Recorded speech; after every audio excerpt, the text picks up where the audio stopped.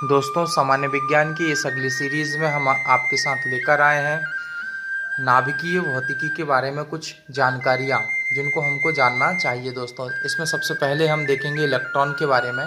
Electron की खोज 1897 में अंग्रेज वैज्ञानिक जे थॉमसन ने कैथोड किरणों के रूप में की थी। किसके रूप में की थी दोस्तों? जे थॉमसन ने कैथोड किरणों के रूप में की थी इलेक्ट्रॉन की खोज, जो कि नेगेटिव होता है। इलेक्ट्रॉन अति सूक्ष्म कण होते हैं तथा ये परमाणु में नाभिक के बाहर चारों ओर चक्कर लगाते हैं। इन पर 1.6 × 10⁻⁻19 कूलाम का ऋणात्मक आवेश होता है। इसका द्रव्यमान 9.1 × 10⁻31 किलोग्राम होता है। यह एक स्थायी स्टेबल मूल कण है। कैसा है दोस्तों? स्थायी मतलब मूल कण है। यह स्टेबल होता है, यह पकड़ा जा चुका है, मतलब इसको हम देख भी सकते हैं। प्रोटॉन की खोज जो होती है प्रसिद्ध वैज्ञानिक जिन्होंने की है, गोल्डस्टीन ने सन 1896 में की है, और नाइट्रोजन नाभिकों पर अल्फा कणों का प्रहार करके की है। किसकी की है दोस्तों?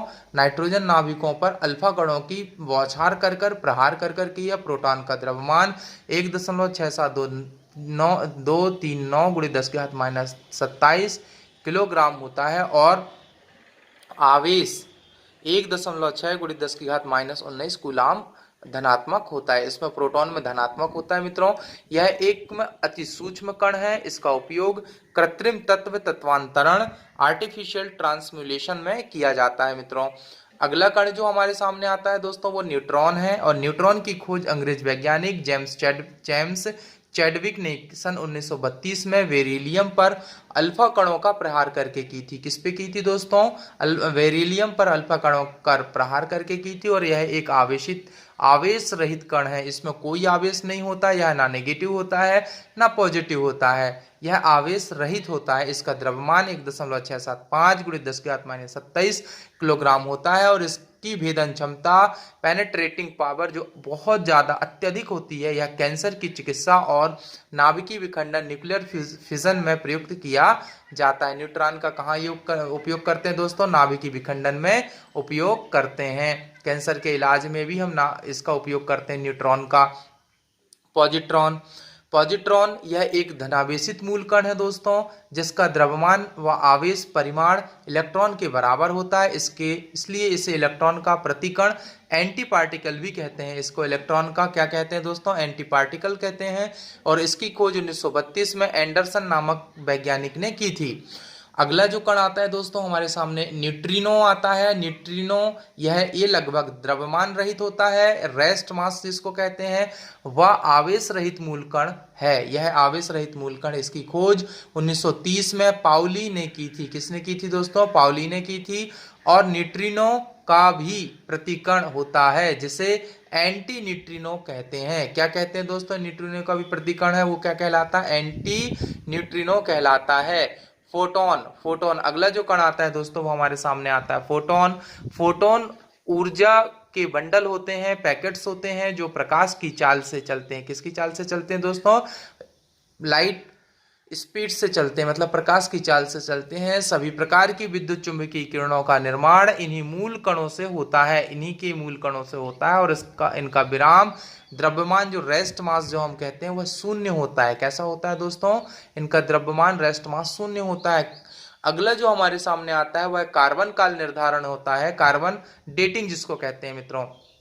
इस विधि द्वारा जीवों के अवशेषों की आयु का पता लगाया जाता है, और जीवित अवस्था में प्रत्येक जीव, पौधे व जंतु कार्बन 14 एक रेडियोएक्टिव समस्थानिक तत्व को ग्रहण करता है, और मृत्यु के बाद उसका ग्रहण करना बंद हो जाता है। अतः किसी मृत जीव में कार्बन 14 की सक्रियता को माप करके उसकी मृत्यु के से वर्तमान तक के समय की गणना की जा सकती है। अगला जो हमारे सामने है यूरेनियम काल निर्धारण। अभी हमने देखा था कार्बन काल निर्धारण, अब हम देखेंगे यूरेनियम काल निर्धारण। चट्टान आदि प्राचीन निर्जीव पदार्थों की आयु को उनमें उपस्थित रेडियोएक्टिव खनिजों जैसे यूरेनियम द्वारा ज्ञात किया जाता है। यूरेनियम काल निर्धारण की इस विधि द्वारा चंद्रमा से लाई गई चट्टानों की आयु 4.6 × 10⁻9 लगभग 4.6 अरब मतलब 4.6 अरब वर्ष पाई गई है, जो लगभग उतनी ही है जितनी पृथ्वी की आयु है। अगला हमारे सामने आता है दोस्तों नाभिकीय रिएक्टर। नाभिकीय रिएक्टर, न्यूक्लियर रिएक्टर जिसको हम कहते हैं, यह एक ऐसी युक्ति है जिसमें यूरेनियम 235 का नियंत्रित विखंडन कराया जाता है। नियंत्रित विखंडन का, अनियंत्रित नहीं, नियंत्रित विखंडन कराया जाता है। प्रथम नाभिकीय रिएक्टर वैज्ञानिक एनरिको फर्मी के निर्देशन में अमेरिका के शिकागो विश्वविद्यालय में सन 1942 में बनाया गया था और नाभिकीय रिएक्टर में विखंडन की श्रृंखला अभिक्रिया को नियंत्रित रखने के लिए कैडमियम या बोरॉन की लंबी छड़ों का उपयोग किया जाता है। दोस्तों नाभिकीय विखंडन क्या होता है? न्यूक्लियर जिसको फिजन कहते हैं, जब यूरेनियम 235 पर मंद गति के न्यूट्रॉनों की बमबारी की जाती है तो इसका भारी नाभिक अलग अलग टूट जाता है और साथ ही बहुत अधिक ऊर्जा भी निकलती है, उत्सर्जित होती है। इस अभिक्रिया को नाभिकीय विखंडन कहते हैं। परमाणु बम अनियंत्रित नाभिकीय विखंडन अभिक्रिया पर आधारित है। परमाणु बम किस पर आधारित है दोस्तों? अनियंत्रित नाभिकीय विखंडन अभिक्रिया पर आधारित है। वो नाभिकीय विखंडन है लेकिन अनियंत्रित है, और जो नाभिकीय हम जो कर रहे हैं, हम नाभिकीय रिएक्टर में नियंत्रित विखंडन करते हैं। दोस्तों ये बात आपको याद रखनी होगी। पर प्रथम परमाणु बम 1945 में बनाया गया था, जिसका विस्फोट द्वितीय विश्व युद्ध में 6 अगस्त 1945 को जापान के हिरोशिमा तथा दूसरा विस्फोट 9 अगस्त 1945 को नागासाकी पर किया गया था। आगे इसमें देखें मित्रों हम, नाभिकीय संलयन, न्यूक्लियर फ्यूजन, जब दो या दो से अधिक हल्के नाभिक एक साथ होकर संयुक्त होकर एक भारी नाभिक बनाते हैं तथा अत्यधिक ऊर्जा इससे क्या होती है, निकलती है। दो छोटे छोटे होंगे, हल्के हल्के होंगे, उन नाभिक को मिलकर एक भारी नाभिक बनेगा, उससे बहुत ऊर्जा निकलती है। तो इस प्रकार अभिक्रिया को नाभिकीय संलयन कहते हैं। सूर्य से प्राप्त प्रकाश और ऊष्मा ऊर्जा का मुख्य स्रोत नाभिकीय संलयन ही है। जो हमारा सूर्य है वो नाभिकीय संलयन पर आधारित काम करता है और हाइड्रोजन बम नाभिकीय संलयन अभिक्रिया पर ही आधारित है। प्रथम हाइड्रोजन बम सन 1952 में बनाया गया था। कब बनाया गया था दोस्तों? प्रथम हाइड्रोजन बम 1952 में बनाया गया था।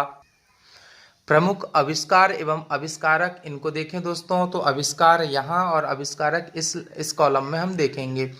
यहाँ पे देखें मित्रों, क्वांटम सिद्धांत। क्वांटम सिद्धांत को किसने दिया था? मैक्स प्लांक ने दिया था। कैलकुलेटर का जो है वो पी पास्कल ने खोज की। क्लोरोफॉर्म की जेम्स हैरिसन ने की। टेलीग्राफ की खोज जी मार्कोनी ने की थी और टेलीविजन की खोज जे.एल. विलियर्ड ने की थी। टेलीफोन की खोज ग्राहम बेल ने की है। टेलीस्कोप जो है इसकी खोज गैलीलियो ने की है दोस्तों। आगे देखें transistor. Transistor William Salk, dynamo Michael Faraday, penicillin A Fleming, Alexander Fleming जिनको कहते हैं। परमाणु बम ऑटो हॉर्न ने की। रेडियो एक्टिविटी हेनरी बेकुरल ने की। रेडियम की खोज मैडम क्यूरी ने की। रेडियो जी मार्कोनी ने की। रक्त परिवहन विलियम हार्वे ने की। भाप इंजन की खोज जेम्स वार्ड ने की थी। रडार को टेलर एंड एवं यंग ने इसकी खोज की थी, रडार की। गन पाउडर रोजर बेकन ने इसकी खोज की। छपाई कला जो कि गुटेनबर्ग ने इसकी खोज की। हवाई जहाज राइट ब्रदर्स ने खोज की। एक्सरे रोंटजन ने की। हाइड्रोजन की खोज कैवेंडिश ने की और इलेक्ट्रॉन की जो खोज है जे थॉमसन ने की। प्रोटॉन की गोल्डस्टीन ने। न्यूट्रॉन की जेम्स चैडविक ने। नाभिक रदरफोर्ड ने खोज की। परमाणु संख्या मोस्ले ने बताई दोस्तों। परमाणु सिद्धांत डाल्टन ने बताया। बैरोमीटर टॉरेसली ने की। आवर्त का नियम जो है मैंडलिप ने बताया। डायनामाइट अल्फ्रेड नोबल ने खोज की। सापेक्षिकता का जो सिद्धांत है अल्बर्ट आइंस्टाइन ने इनकी खोज की। माइक्रोस्कोप जो कि जॉनसन, इन्होंने इसकी खोज की। रक्त परिवर्तन लैंडस्टीनर ने इसकी खोज की और इंसुलिन जो कि वेटिंग ने इसकी खोज की। पोलियो के जो टीका है जॉन ई सॉल्क ने इसकी खोज की। वेतार का तार, वेतार तार जो होता है, वेतार का तार जी मार्कोनी ने इसकी खोज की थी दोस्तों। जेट इंजन की जो खोज है वो फ्रैंक हीटल ने की थी। राडार की जो अल्बर्ट टेलर ने खोज की। प्रिंटिंग प्रेस जॉन गुटेनबर्ग ने। माइक्रोस्कोप की खोज है जो जेड जॉनसन ने की थी। प्रेशर कुकर की डेनिस पेपिन ने। कॉस्मिक किरणें की खोज विक्टर हैरिस ने और टेलीस्कोप हैंस लेपर्सी ने की। एसी मोटर जो निकोला टेस्ला ने इसकी खोज की। क्रोनोमीटर की खोज जॉन हैरिसन ने इसकी खोज की दोस्तों। इसी तरह और भी जानकारियां जो है सामान्य विज्ञान की हम आगे के अंकों में लाते रहेंगे दोस्तों। तो हमारे ये छोटा सा प्रयास आपके ज्ञान वर्धन के लिए किया जा रहा है। यह कैसा लगा? हमारे चैनल को लाइक करें, शेयर करें, सब्सक्राइब करें और कमेंट्स बॉक्स में कमेंट जरूर करें और ज़्यादा से ज़्यादा लोगों तक शेयर करें दोस्तों। बड़े ध्यानपूर्वक हमारी ये जानकारी को आपने सुना, समझा और जाना। हमारे चैनल को लाइक करें, शेयर करें, फिर से सब्सक्राइब करें और आपके अंदर बैठे परमात्मा को प्रणाम करता हूं। मेरा प्रणाम स्वीकार करें। धन्यवाद। तीसरी बात, मनुष्य के और परमात्मा के बीच में जो सबसे बड़ी दीवार है, वो दीवार परमात्मा की तरफ से नहीं, मनुष्य के ही तरफ से। और वो दीवार है मनुष्य का ये ख्याल, मैं हूं। ये ख्याल जितना मजबूत है, ये अहंकार, ये ईगो की मैं हूं जितना मजबूत